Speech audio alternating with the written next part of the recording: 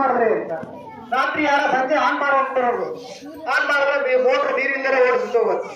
ಯಾಕೆಂದ್ರೆ ಸರ್ಕಾರ ಏನೇ ಕಾರ್ಯಕ್ರಮಗಳು ತಂದ್ರು ಅವನ್ನ ನಾವು ನೋಡ್ಕೋಬೇಕಾದ್ದು, ನಾವು ಅದನ್ನ ನಡೆಸಬೇಕಾದ್ದು. ಯಾಕೆಂದ್ರೆ ಯಾರು ಒಬ್ಬರಿಂದ ಸಾಧ್ಯ ಆಗಲ್ಲ.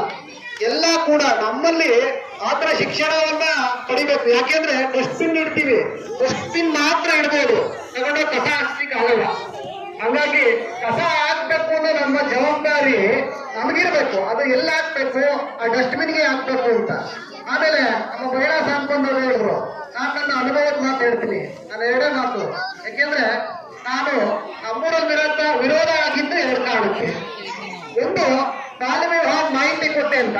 ಇನ್ನೊಂದು, ಮಾಡ್ತಕ್ಕಂತಹ ಅನಧಿಕೃತ ಮದ್ಯದಂಗಡಿ ತಗೊಂಡವ್ರೆ ಅಂತ ಹೇಳಿಲ್ಲ ಅಂತ ನಾನು ಹೇಳಿಲ್ಲ.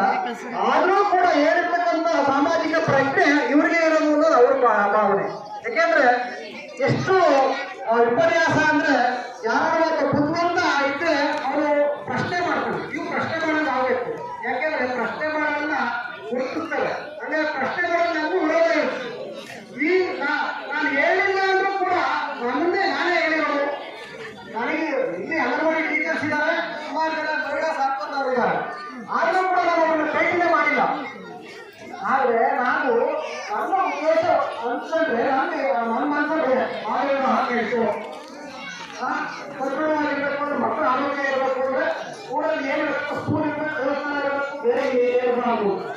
ಆದ್ರೆ ಬಿಟ್ಟು ಬೆಳಿಗ್ಗೆ ನಡೆಯುವಂತ ಪೂಜೆಗಳೇ ಬೇರೆ. ಹಾಗಾಗಿ ಇದ್ರ ಕಡೆ ನಾವು ನನ್ನ ಮಕ್ಕಳನ್ನ ನಾನಂದ್ರೆ ನೆಲೆ ಕೂಡ ನಮ್ಮ ಅಭಿನಂದನಾ ಸಮಾರಂಭದಲ್ಲಿ ನನ್ನ ಮಕ್ಕಳಿಗೆ ಹೇಳಿದ್ದೆ, ನೋಡಿ ಮಕ್ಕಳ ರಾಷ್ಟ್ರ ಮಟ್ಟಕ್ಕೆ ಕೊಡ್ರಿ. ಅದರಿಂದ ಅದಕ್ಕಿಂತ ಖುಷಿ ನಮ್ಗೇನಿಲ್ಲ, ತುಂಬಾ ಖುಷಿ ಆಗಿದೆ. ಆದ್ರೆ ನೀವು ಇನ್ನ 11 ವರ್ಷ 14 ವರ್ಷ ಆದ್ರೆ ಮುಂದೆ ಇನ್ನೂ ಸಾಧನೆ ಮಾಡ್ಬೇಕಾದ್ರೆ ಬೇಜಾನಿದೆ. ಯಾಕೆಂದ್ರೆ ಮುಂದಿನ ಯಾವ